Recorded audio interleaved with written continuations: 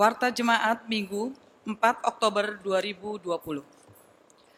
Jemaat yang Tuhan Yesus Kristus kasihi, mohon perhatian sejenak untuk penyampaian warta jemaat pada minggu ini.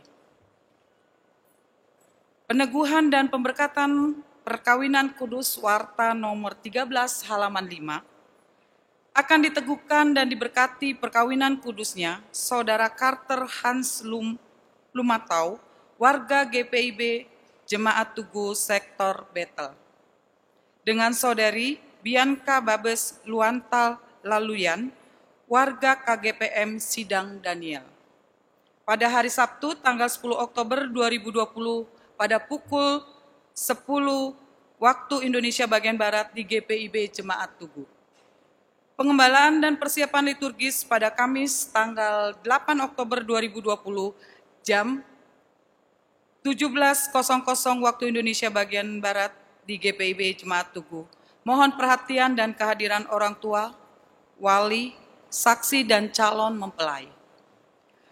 Warga jemaat baru, Warta nomor 24 halaman 8. Telah mendaftar sebagai warga jemaat GPIB Tugu keluarga Bapak Andri Jackson Manafe dengan Ibu Kristina Anjiani Pramudita dengan alamat Kampung Beting RT 3 RW 9, Maksuk Sektor Pelayanan Sektor Hebron, dengan nomor KK 048. Majelis dan Jemaat GPIB Tugu menyampaikan selamat bergabung di dalam Persekutuan GPIB Tugu dan giat membangun persekutuan. Himbauan ibadah hari Minggu, Warta nomor 29 halaman 9. Karena COVID-19 di DKI Jakarta semakin meningkat dan sesuai dengan Peraturan Gubernur nomor 88 mengenai PSBB, maka ibadah hari Minggu untuk sementara waktu ditiadakan. Pelaksana harian Majelis Jemaat GPIB Tugu menyediakan ibadah melalui live streaming di YouTube. Jemaat cukup mencari di YouTube dengan kata kunci Gereja GPIB Tugu, kemudian berlangganan dilanjutkan dengan klik lonceng. Hal ini untuk membantu jemaat agar mudah mengikuti dan mendapatkan link atau tautan ibadah. Ibadah selanjutnya demikian untuk disampaikan. Himbauan. Poin penting dalam warta jemaat. Dihimbau kepada warga GPIB Tugu untuk dapat membaca juga beberapa poin dalam warta jemaat. Warta nomor 5 halaman 6 tentang memperoleh pelayanan di GPIB Tugu. Warta nomor 20 halaman 7 tentang protokol kesehatan di area GPIB Tugu. Warta nomor 25 halaman 8 tentang kebersihan di dalam gedung gereja. Warta nomor 28 halaman 9 tentang informasi lowongan pekerjaan. Demikian untuk diketahui. Penyampaian ucapan terima kasih. Majelis Jemaat mengucapkan syukur kepada Tuhan seraya menyampaikan terima kasih kepada Bapak Pendeta Egbert Parayasyan Sihombing STH Emin KMJ GPIB Tugu yang akan melayani ibadah live streaming pada jam 10 waktu Indonesia bagian Barat. Kepada Prokantor, organis, operator sound system, operator multimedia yang mendukung ibadah ini, dan seluruh warga jemaat yang mengikuti ibadah live streaming serta memberi persembahannya. Demikianlah warta jemaat minggu ini. Apabila ada kegiatan pelayanan atau laporan keuangan yang kurang jelas atau keliru, dapat disampaikan atau ditanyakan ke PHMJ atau ke kantor majelis jemaat. Atas perhatiannya kami ucapkan terima kasih. Tuhan Yesus memberkati.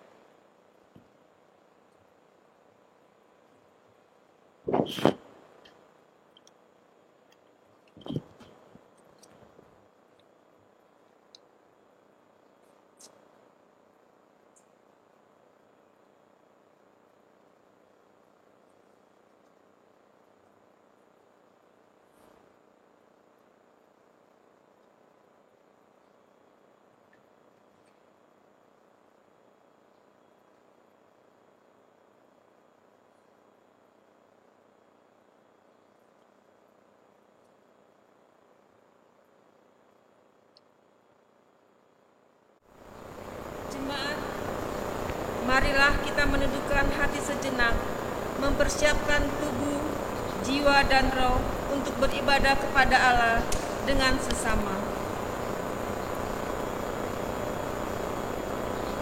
Marilah kita berdiri menyambut firman Tuhan dengan menyanyi dari nyanyian Kidung Keesahan 12 bait yang pertama, Bukalah Gapura Indah.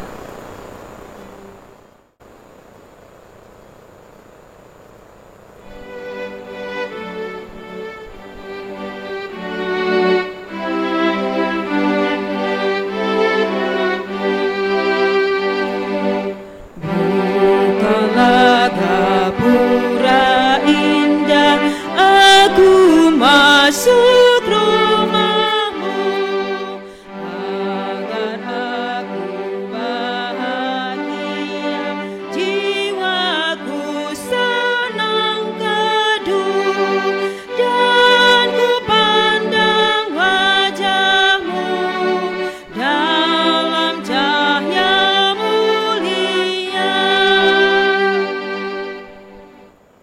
Sidang iman, kita tahbiskan ibadah kita hari ini. Pertolongan kita adalah dalam nama Allah pencipta langit bumi, yang memelihara kesetiaannya sampai selama-lamanya dan yang tidak pernah meninggalkan perbuatan tangannya. Kasih, karunia dan damai sejahtera dari Allah Bapa kita melalui karya Yesus Kristus anak yang tunggal, serta dalam persekutuan dengan Roh-Nya yang kudus menyertai saudara sekalian.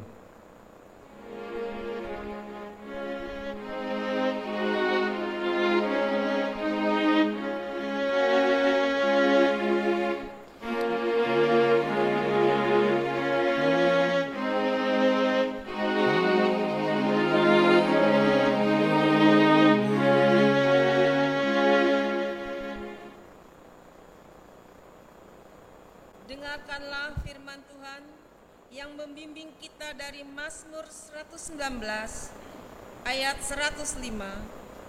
Firman-Mu itu pelita bagi kakiku dan terang bagi jalanku.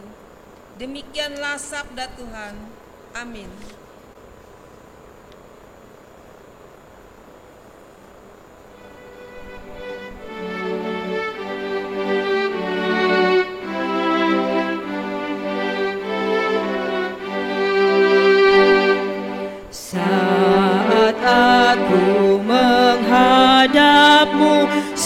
Sucikanlah diriku agar doa dan nyanyian berkenan kepadamu.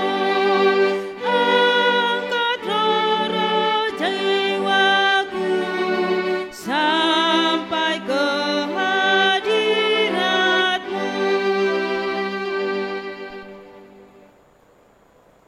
Firman Tuhan dalam Yesaya pasal 59 ayat yang kedua berkata, "Tetapi yang merupakan pemisah antara kamu dan Allahmu ialah segala kejahatanmu, dan yang membuat Dia menyembunyikan diri terhadap kamu sehingga Ia tidak mendengar ialah segala dosamu. Maka marilah kita mengaku dosa kita kepada Tuhan, yang diawali dengan pengakuan secara pribadi."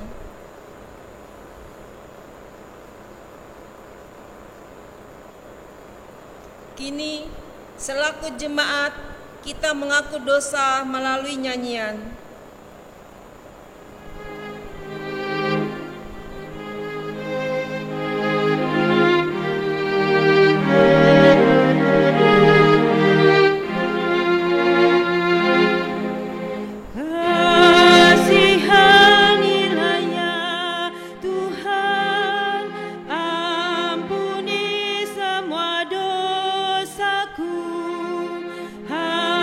Hapuskan pelanggaran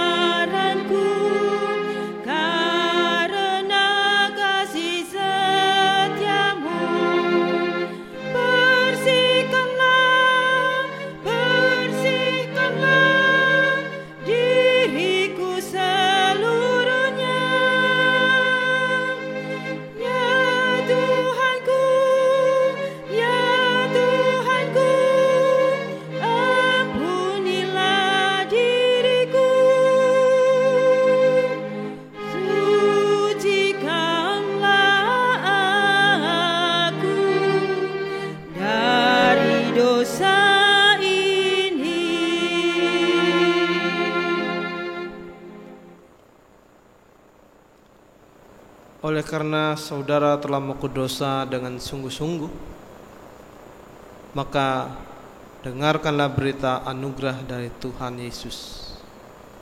Karena begitu besar kasih Allah akan dunia ini, sehingga Ia telah mengaruniakan anaknya yang tunggal, supaya setiap orang yang percaya kepadanya tidak binasa, melainkan beroleh hidup yang kekal.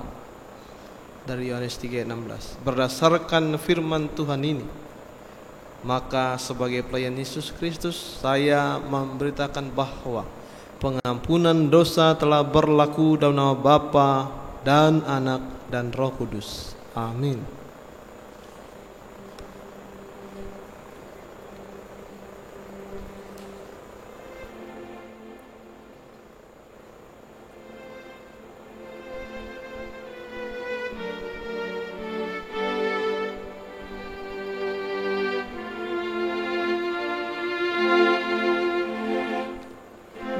Begitu kasih Allah akan dunia, diberikan anaknya yang satu-satunya, supaya yang percaya jangan binasa,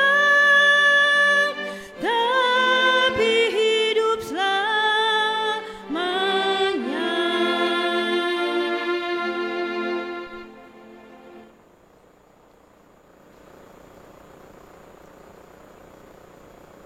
Dengarkanlah petunjuk hidup baru seperti yang tertulis dalam Yesaya 48 ayat ke-18. Sekiranya engkau memperhatikan perintah-perintahku, maka damai sejahteramu akan seperti sungai yang tidak pernah kering, dan kebahagiaanmu akan terus berlimpah seperti gelombang-gelombang laut yang tidak pernah berhenti. Amin. Sidang jemaat, mari kita mempersiapkan hati kita untuk mendengarkan firman Tuhan dengan bernyanyi dari Kidung Keesaan, taburkan firman-Mu ya Tuhan.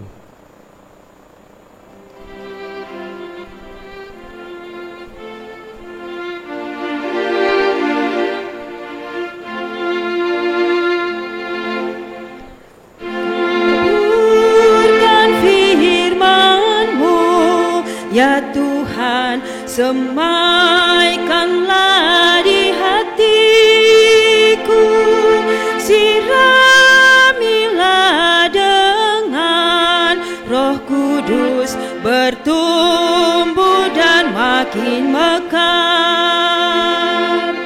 Berikan kekuatan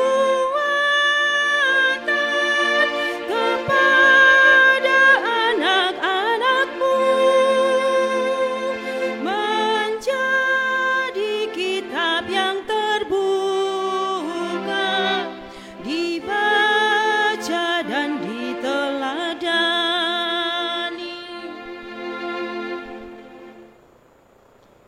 Sidang jemaat, kita satu dalam doa. Kita berdoa. Bapa yang kami puji dan sembah di dalam nama Yesus, terima kasih atas waktu dan kesempatan yang Kau berikan bagi kami hari ini. Bersama-sama dengan rekan-rekan kami di seluruh dunia ini, kami mau bersyukur atas segala berkat yang Tuhan berikan bagi kami dalam ibadah perjamuan kudus sedunia minggu ini. Di awal Oktober ini, kami masih bersyukur karena Engkau masih memberi kesempatan bagi kami untuk hidup dan berkarya di dunia milik-Mu ini. Oleh karena itu ya Tuhan, datanglah di tengah-tengah persekutuan kami yang kami lakukan di tengah-tengah persekutuan keluarga kami masing-masing. Biarlah semua hal yang kami sama-sama dapat lakukan itu kiranya berkenan bagi nama-Mu kudus, dan kami dapat mendengar akan firman-Mu untuk kami terapkan secara bersama. Oleh karena itu ya Bapa, berbicara bagi kami siap mendengar dan melakukan titah-Mu. Dalam nama Yesus kami sudah berdoa dan bersyukur. Amin. Sidang jemaat, mari kita berdiri. Kita sama-sama membuka firman Tuhan yang hari ini didasarkan dari kitab Perjanjian Baru, Kisah Para Rasul 19 ayat 1 sampai 12. Yang menyatakan, ketika Apolos masih di Korintus, Paulus sudah menjelajah daerah-daerah pedalaman dan tiba di Efesus. Di situ didapatinya beberapa orang murid. Katanya kepada mereka, "Sudahkah kamu menerima Roh Kudus ketika kamu menjadi percaya?" Akan tetapi mereka menjawab dia, "Belum, bahkan kami belum pernah mendengar bahwa ada Roh Kudus." Lalu kata Paulus kepada mereka, "Kalau begitu, baptisan manakah kamu telah dibaptis?" Jawab mereka, "Dengan baptisan Yohanes." Kata Paulus, "Baptisan Yohanes adalah pembaptisan orang yang telah bertobat." Dan ia berkata kepada orang banyak bahwa mereka harus percaya kepada Dia yang datang kemudian daripadanya, yaitu Yesus. Ketika mereka mendengar hal itu, mereka memberi diri mereka dibaptis dalam nama Tuhan Yesus. Dan ketika Paulus menumpangkan tangan di atas mereka, turunlah Roh Kudus ke atas mereka, dan mulailah mereka berkata-kata dalam bahasa roh dan bernubuat. Jumlah mereka adalah kira-kira 12 orang.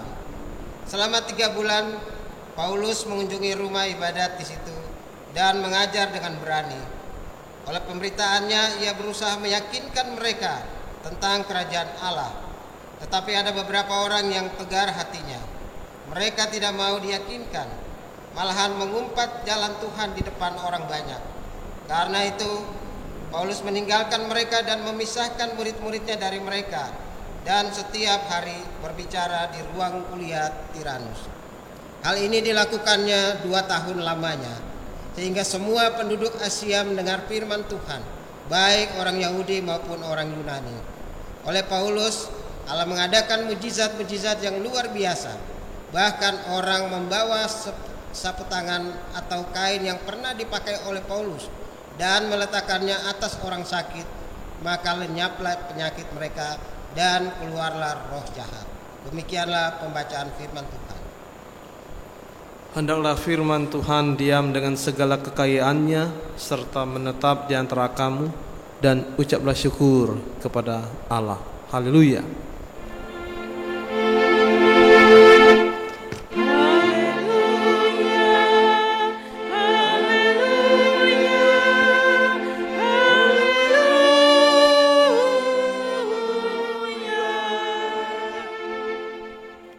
Silakan duduk. Sidang jemaat yang dikasihi Tuhan, teks yang baru kita baca diberi judul baru, kegigihan dan ketekunan dalam melayani. Perhatikan dalam teks pertama, katakanlah dalam ayat pertama, di situ saya baca ulang, ketika Apolos masih di Korintus, Paulus sudah menjelajah daerah-daerah pedalaman dan tiba di Efesus. Daerah pedalaman. Bapak Ibu dan Saudara, apa maksud daerah pedalaman? Kira-kira apa yang terbayang di Bapak Ibu? Daerah pedalaman itu sering dikenal orang sebagai daerah yang jauh, yang cukup sulit ditempuh. Betul toh? Daerah pelayanan atau daerah pedalaman itu adalah daerah yang kadang-kadang terkenal sebagai daerah kering, daerah miskin, tidak ada sarana dan prasarana, daerah yang sangat tidak pernah dirindukan banyak orang. Kadang-kadang orang berpikir juga, mau masuk daerah kering atau enggak ya? Bapak Ibu dan Saudara, bagi seorang pelayan firman yang bertujuan pelayanan, ia tidak memikirkan soal daerah kering atau daerah basah. Yang ia pikirkan adalah bagaimana ia harus dapat membina ke daerah itu, dan jika di situ ada tantangan dia akan hadapi dan kemudian ia akan berupaya untuk membangunnya. Itu yang harusnya difikirkan oleh setiap orang percaya. Karena itu Bapak Ibu dan Saudara, kalau orang yang siap melayani, ia siap menjadi pelayan Tuhan untuk memberikan harapan dan masa depan yang cerah pada waktunya. Daerah pedalaman memang daerah yang penuh tantangan. Harus diakui bahwa kondisi daerah pedalaman adalah daerah yang kadang-kadang tidak bisa dipahami dengan baik. Kalau Bapak Ibu ingat cerita teman-teman atau cerita para pendeta yang pernah di Pelkes pedalaman Kalimantan, mereka harus mencapai daerah Kalimantan itu, daerah kota kecil itu sekitar 10 jam. Kemudian mereka harus melalui daerah jalan kaki itu sekitar 5 jam dan lain sebagainya. Lalu barulah mereka sampai tiba di situ. Jadi cukup memang sulit. Tetapi Bapak Ibu dan Saudara, tantangan-tantangan itu sebenarnya bisa juga berupa tantangan-tantangan dari dalam. Malas, takut, segan dan lain sebagainya. Bahkan juga kadang-kadang ada tantangan dari luar. Seperti kegelapan, binatang liar, kekuatan metafisik, penyakit menular dan lain sebagainya. Itu tantangan-tantangan yang dihadapi di daerah-daerah pedalaman. Tapi sebenarnya di daerah-daerah perkotaan pun hal-hal seperti itu masih dialami. Kita coba masuk dan pahami apa yang dikatakan oleh Paulus tentang pelayanan di Efesus. Ketika Paulus sampai di Efesus, ia masuk ke pedalaman, dan ketika ia masuk di pedalaman itu, ia melihat dan menjumpai ada beberapa orang yang percaya. Nah, mungkin ini perlu diperhatikan dengan baik Bapak Ibu dan Saudara.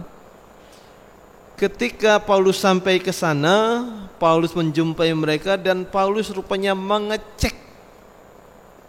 Apa yang dicek? Yang dicek itu adalah apakah mereka sudah terima Roh Kudus atau belum. Ketika Paulus tanya, apakah Anda sudah menerima? Mereka katakan, kami belum tahu.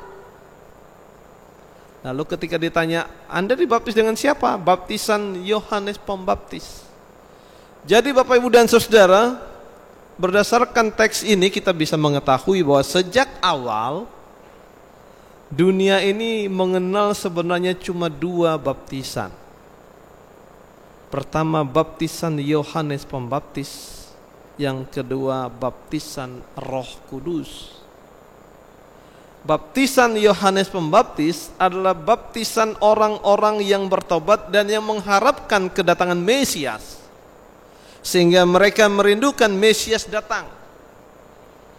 Tetapi baptisan Roh Kudus adalah baptisan yang dibuat langsung oleh Tuhan Yesus dengan memberikan 3 istilah baru.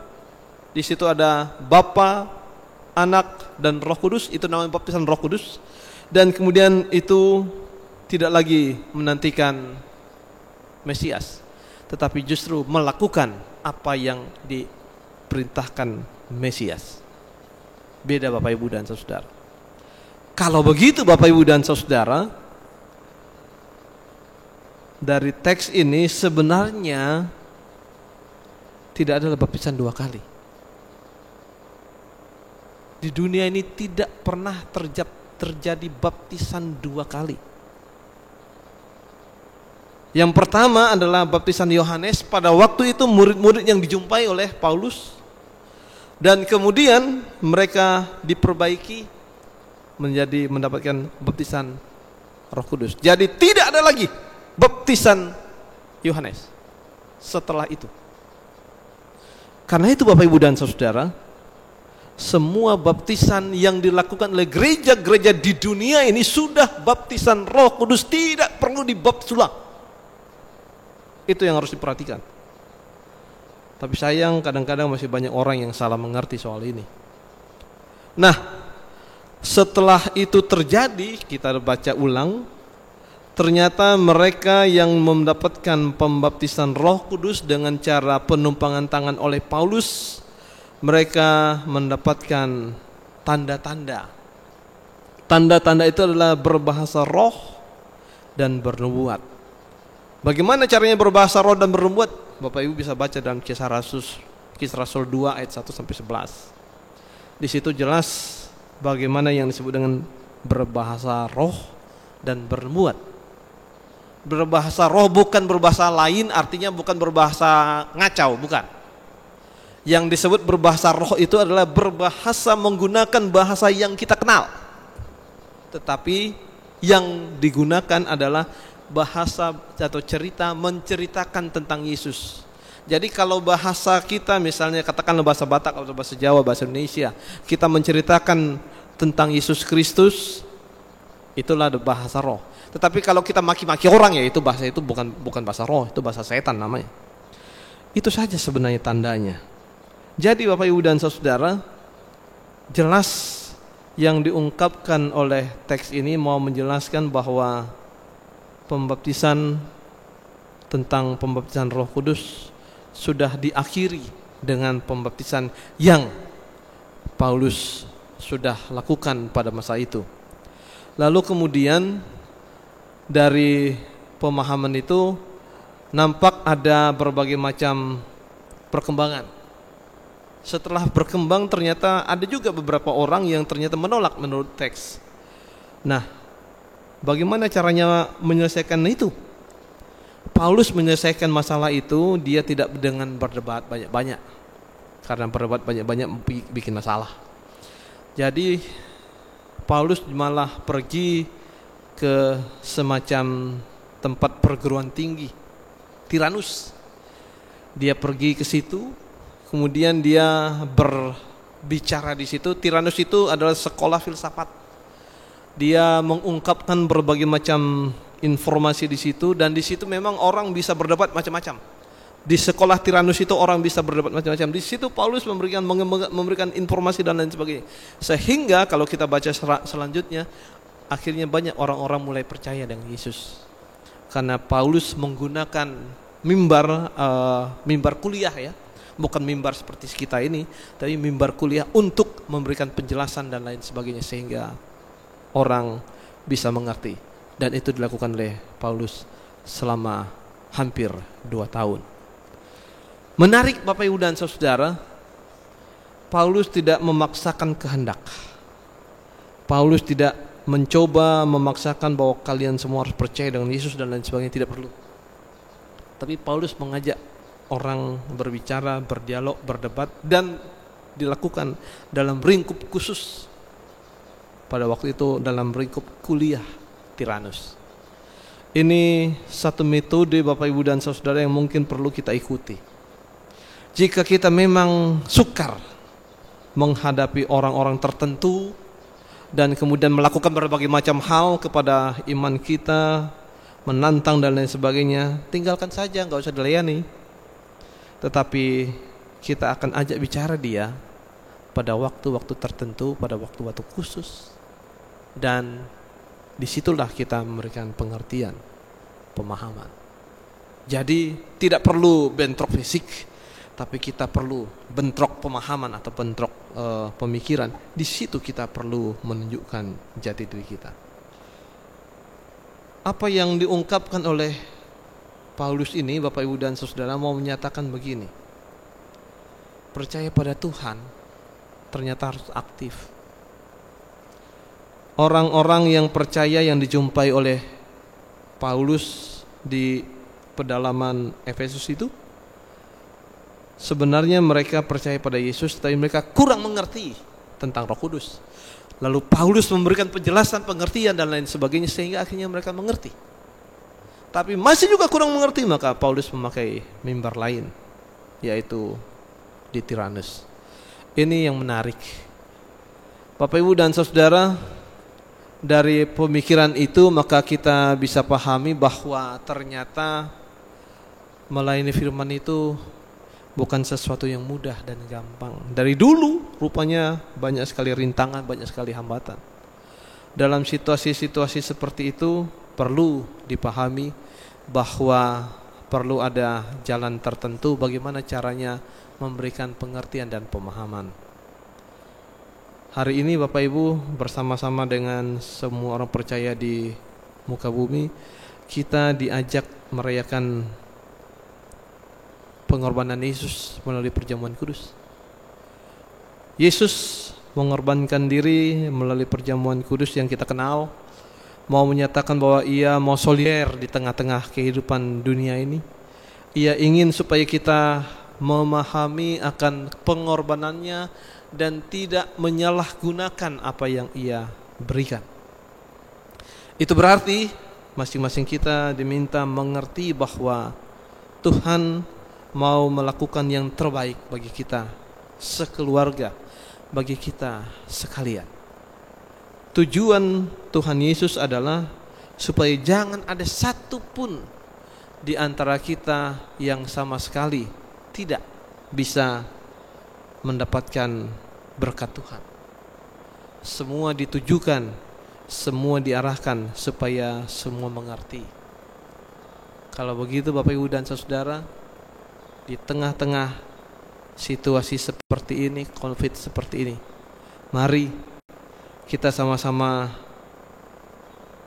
memohon bimbingan Roh Kudus supaya Tuhan menyertai kita, supaya Tuhan tidak menjauhkan diri dari kita, tetapi kita yang selalu berupaya mendekatkan diri dan kemudian mendapatkan banyak berkat dari Tuhan dalam menghadapi kehidupan ini. Sekarang kita ketahui bahwa hambatan kita bukan saja hambatan-hambatan fisik, tapi ternyata hambatan-hambatan non-fisik seperti apa yang sedang kita alami. Bukan hambatan alam, tapi justru hambatan non-alam. Di sinilah kita perlu memikirkan juga bagaimana caranya kita untuk terus bisa bersama-sama dan memuji muliakan nama Tuhan, tetapi sekaligus juga tetap melakukan yang baik, karena memang Tuhan memberkati kita. Biarlah itu menjadi perhatian dan kita lakukan dalam hidup kita masing-masing. Terpujilah Kristus. Amin.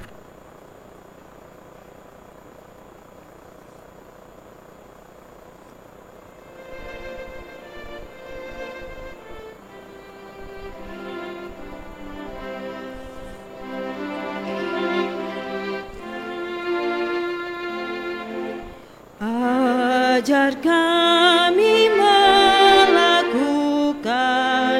firman-Mu Tuhan, dalam kata dan tindakan turut maksud-Mu. Jemaat Tuhan, mari kita berdiri bersama-sama dengan gereja di segala zaman dan tempat. Mari kita mengikrarkan pengakuan iman yang rasuli dan am dengan masing-masing berkata, aku percaya kepada Allah Bapa yang Maha Kuasa, Khalik langit dan bumi, dan pada Yesus Kristus, Anak yang tunggal Tuhan kita, yang dikandung daripada Roh Kudus, lahir dari anak dalam Maria, yang menderita dari pemerintahan Pontius Pilatus, disalibkan, mati dan dikuburkan, turun ke dalam perjalanan maut pada hari yang ketiga, bangkit pula dari orang mati, naik ke surga, duduk di sebelah kanan Allah Bapa yang Maha Kuasa, dan akan datang dari sana untuk menghakimi orang yang hidup dan yang mati. Aku percaya pada Roh Kudus, gereja yang kudus dan am, persekutuan orang kudus, pengampunan dosa, kebangkitan daging, dan hidup yang kekal. Silakan duduk.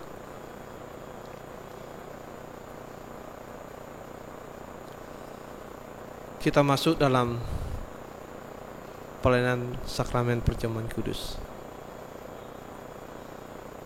Sakramen perjamuan kudus yang dilayankan dalam gereja adalah berdasarkan perintah Tuhan Yesus, seperti disaksikan oleh Rasul Paulus dalam 1 Korintus 11 ayat 23 sampai 26. Demikian bunyinya: sebab apa yang telah kuteruskan kepadamu telah aku terima dari Tuhan, yaitu bahwa Tuhan Yesus pada waktu malam ia diserahkan, mengambil roti dan sesudah itu ia mengucap syukur atasnya. Ia memecah-mecahkannya dan berkata, inilah tubuhku yang diserahkan bagi kamu. Perbuatlah ini menjadi peringatan akan aku. Demikian juga ia mengambil cawan sesudah makan lalu berkata, cawan ini adalah perjanjian baru yang dimeteraikan oleh darahku. Perbuatlah ini setiap kali kamu meminumnya menjadi peringatan akan aku.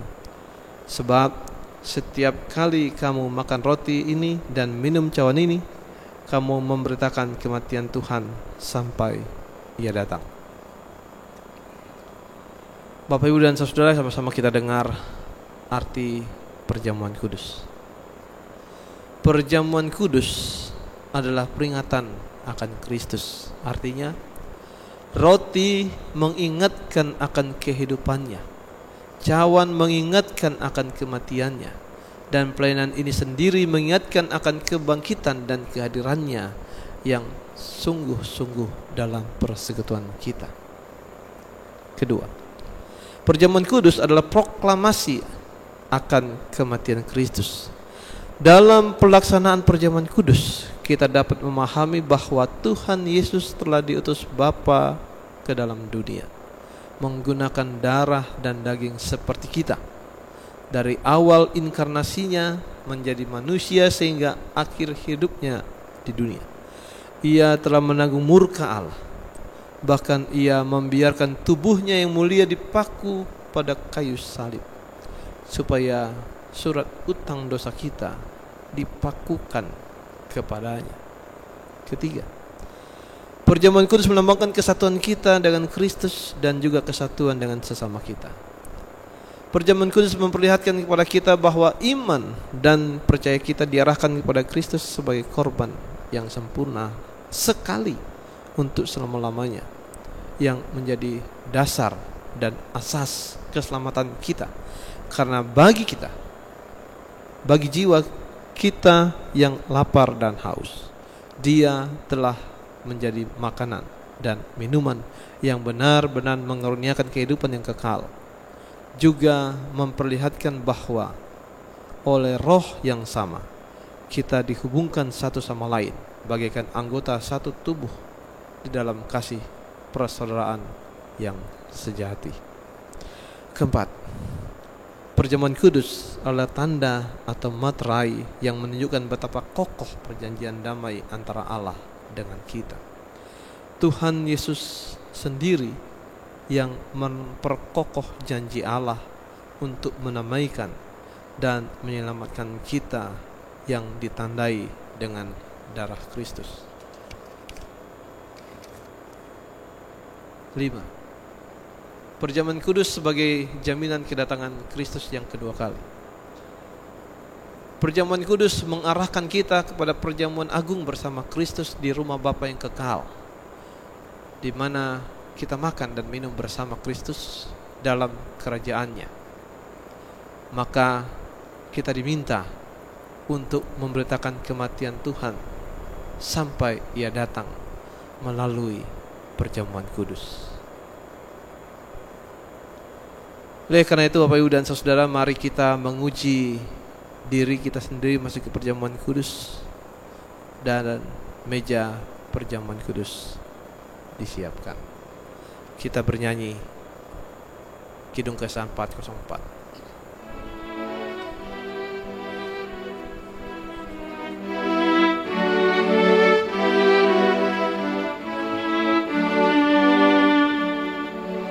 Hai, berdandanglah jiwaku, tampil dari gelap dosamu, masuk di terang ceria, bersemaraplah mulia.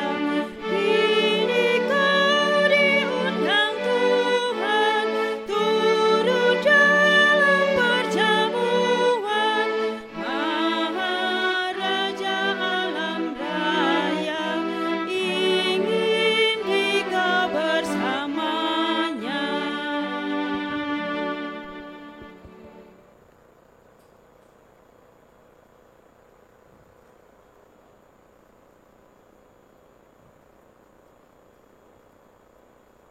Saudara-saudara, lihatlah meja perjamuan Tuhan telah siap bagi kita semua. Perjamuan kudus diperuntukkan bagi saudara-saudara yang telah dibaptis dan mengaku percaya. Berbahagialah setiap anak-anak Allah Bapa yang telah diundang ke meja perjamuan kudus ini. Saudara-saudara,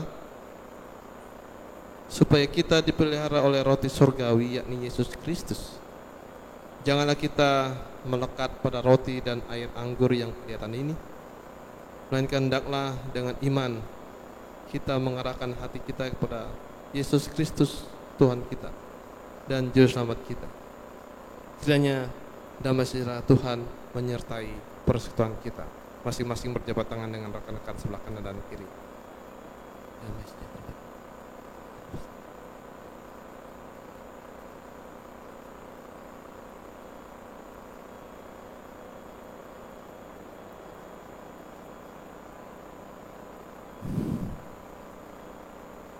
Bapak, Ibu, dan saudara, roti yang dipecah-pecahkan ini adalah persekutuan dengan tubuh Yesus Kristus. Sekarang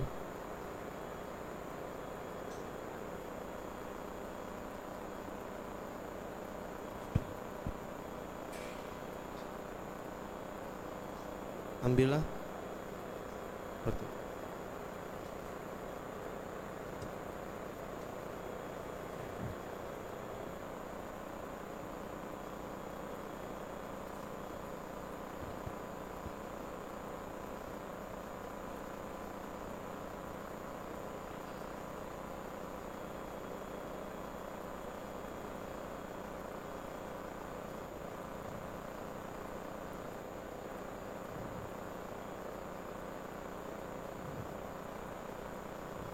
Sekarang ambillah roti itu dan makan.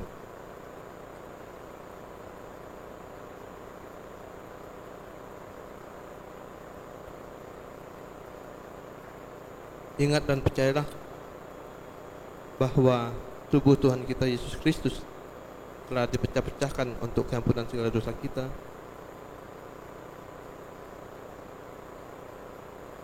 Makanlah dengan ucapan syukur.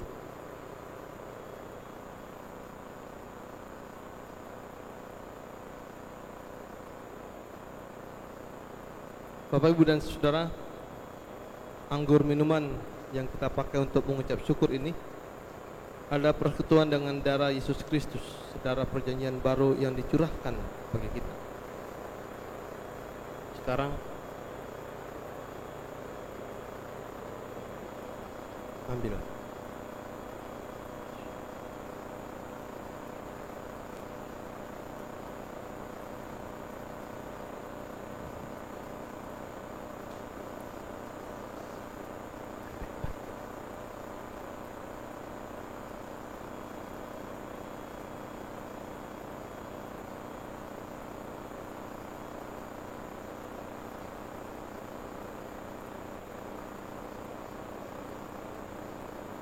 Sekarang ambillah cawan itu dan minumlah.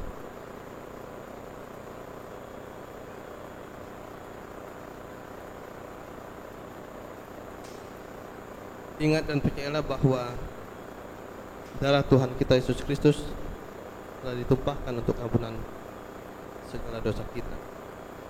Minumlah dengan ucapan syukur.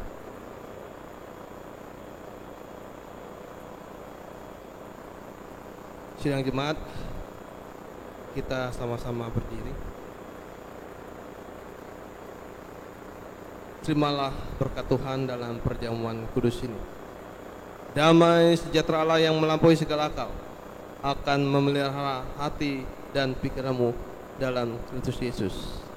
Amin. Amin. Amin.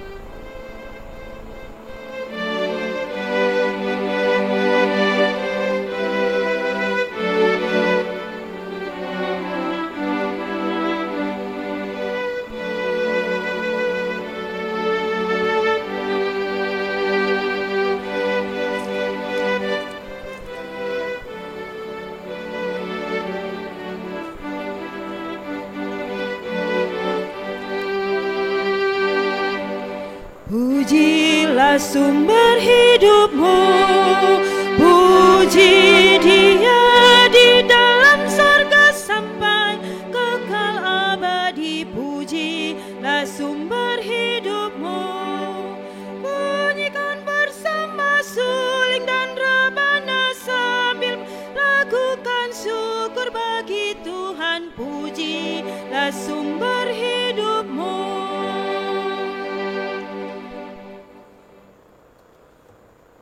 Sidang jemaat, kita sama-sama satu menaikkan syafaat kita. Kita berdoa. Bapa yang kami puji dan sembah di dalam nama Yesus, terima kasih atas waktu dan kesempatan yang Engkau berikan bagi kami. Kami mensyukuri atas semua berkat yang luar biasa yang Tuhan berikan bagi kami. 7 bulan yang lalu kami sudah mengalami pandemi sampai hari ini. Tapi kami masih bersyukur karena Engkau masih memberi kami kehidupan untuk mengisi tahun rahmat-Mu yang baru di tahun 2020 ini sampai akhir. Terima kasih Tuhan atas kesempatan yang Engkau berikan bagi kami itu.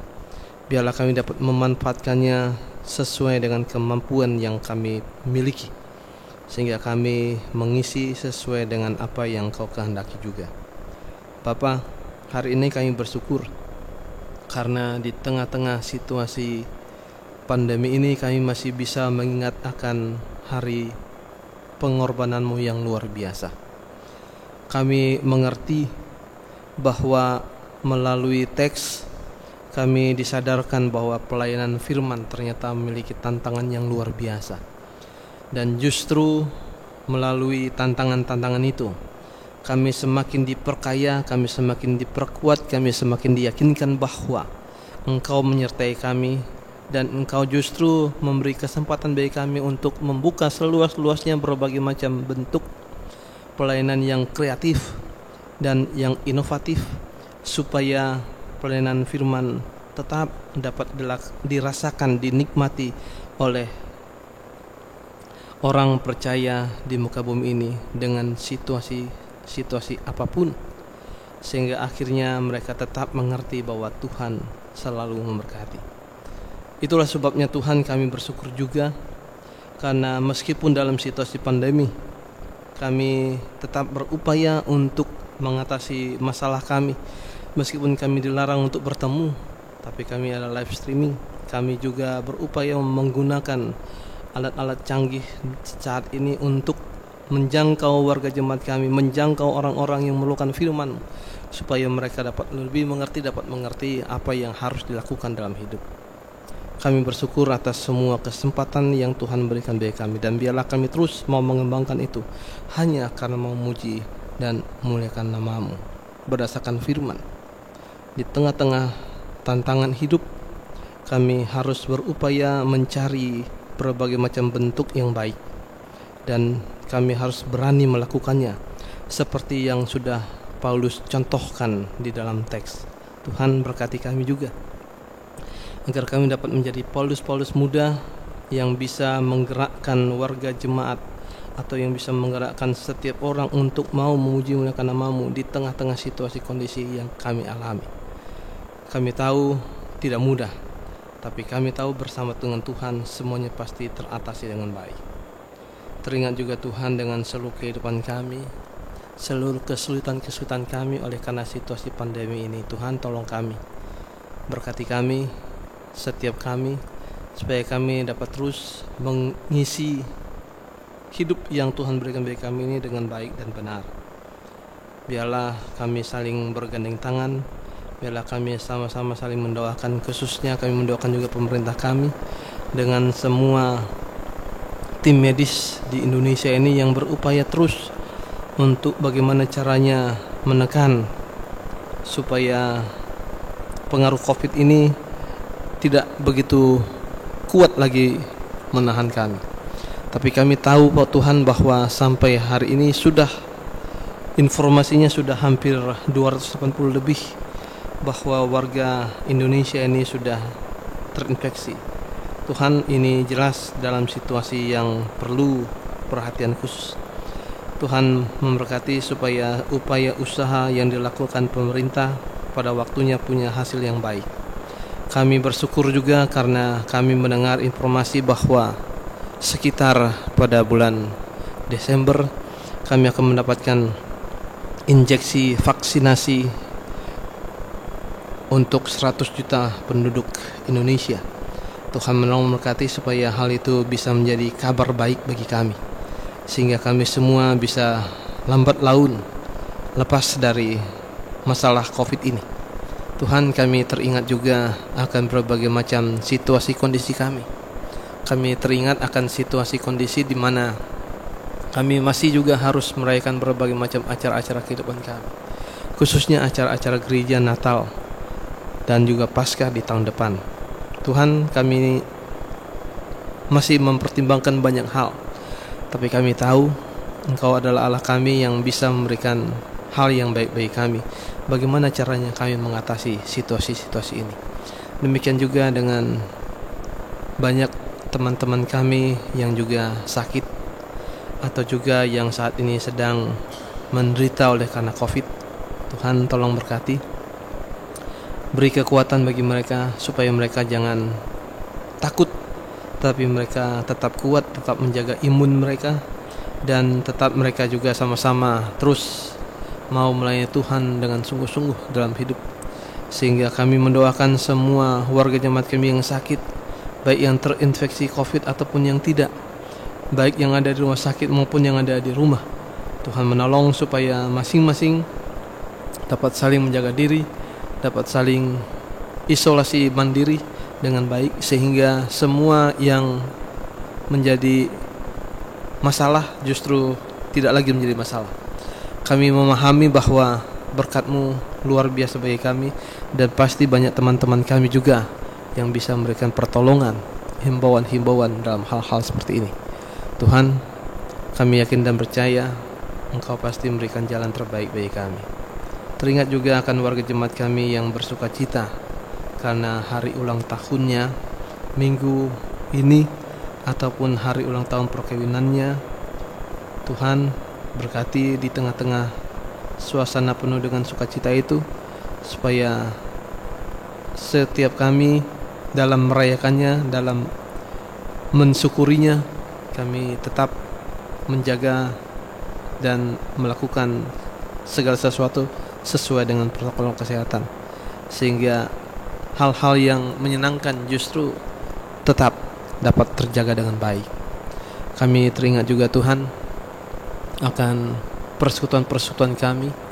Kami sekarang ini mulai agak sulit untuk melakukan berbagai macam pertemuan-pertemuan.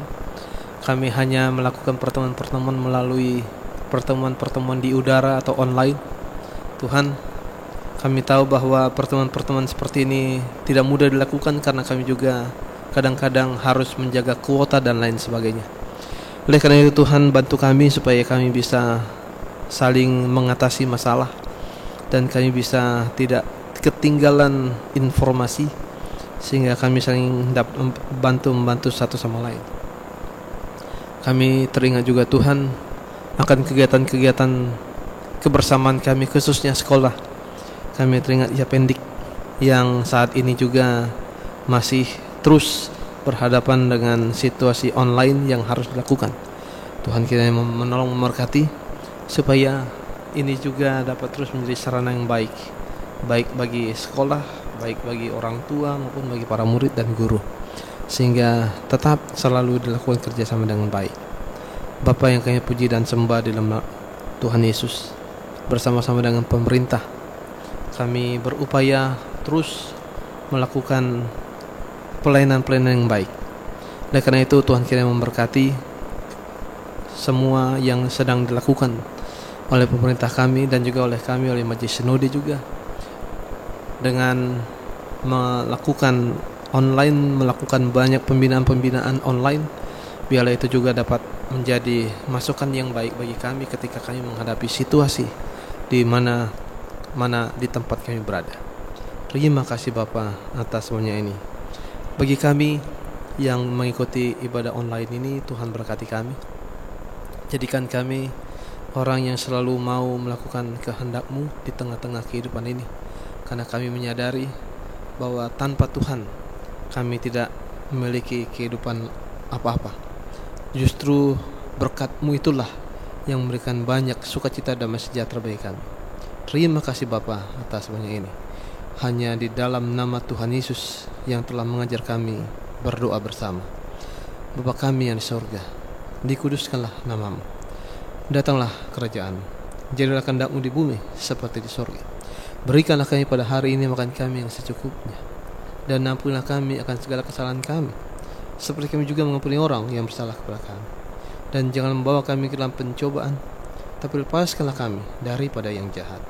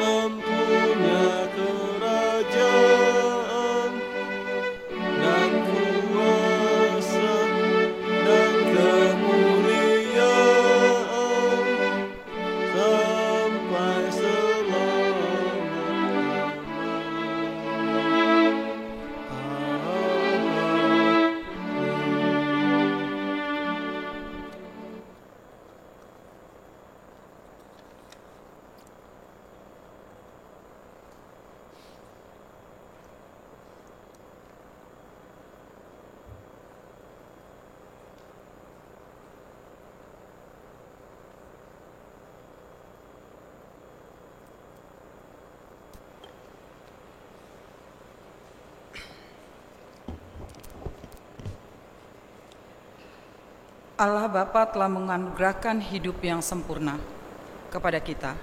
Kita telah ditebusnya dan Ia mengangkat kita sebagai anaknya. Dan karena itu hidup kita berlangsung di dalam kasih karunia dan berkat-Nya yang tidak berkesudahan. Maka sebagai tanda pengakuan hal itu, kita mempersembahkan syukur yang didasarkan pada firman-Nya. Sebab itu janganlah kamu khawatir dan berkata, apakah yang akan kami makan? Apakah yang akan kami minum? Apakah yang kami pakai? Tetapi carilah dahulu kerajaan Allah dan kebenarannya, maka semuanya itu akan ditambah-tambahkan. Dari Matius 6 ayat 31 dan 33. Kita bernyanyi dari Kidung Keesaan 378 bait yang pertama.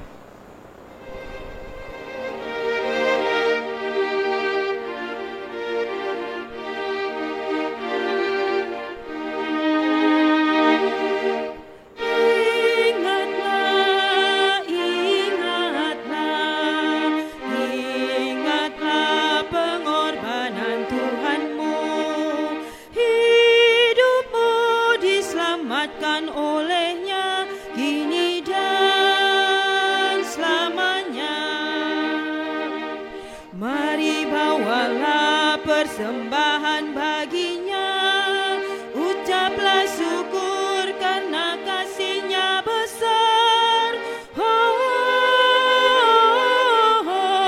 Beri kepadanya persembahanmu.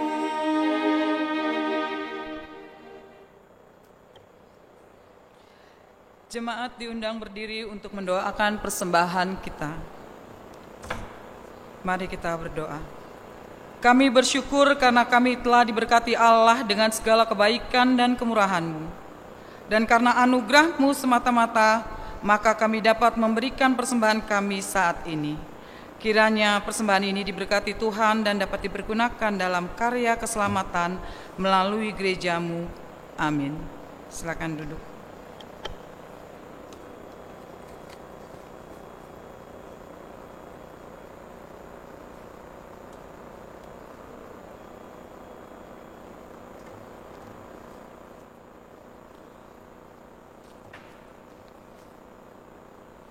Sidang jemaat, marilah kita berdiri.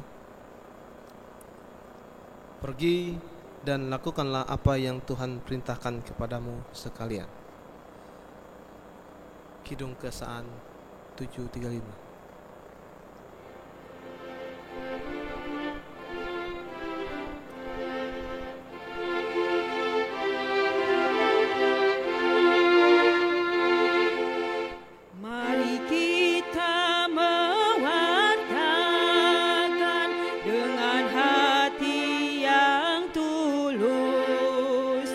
Bawa kabar sukacita yang difirmankan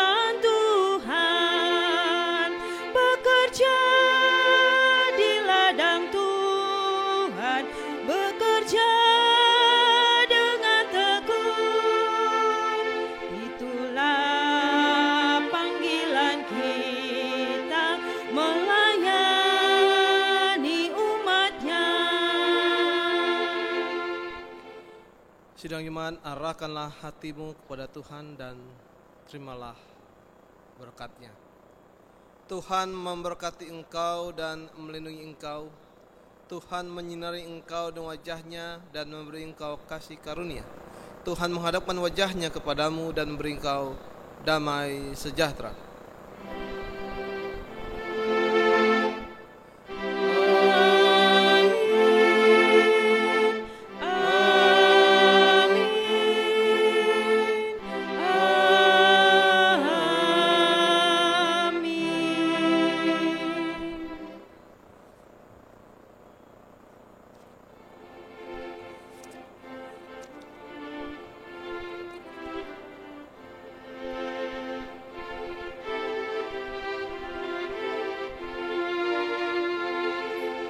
Masih banyak orang hidup dalam dunia yang gelap.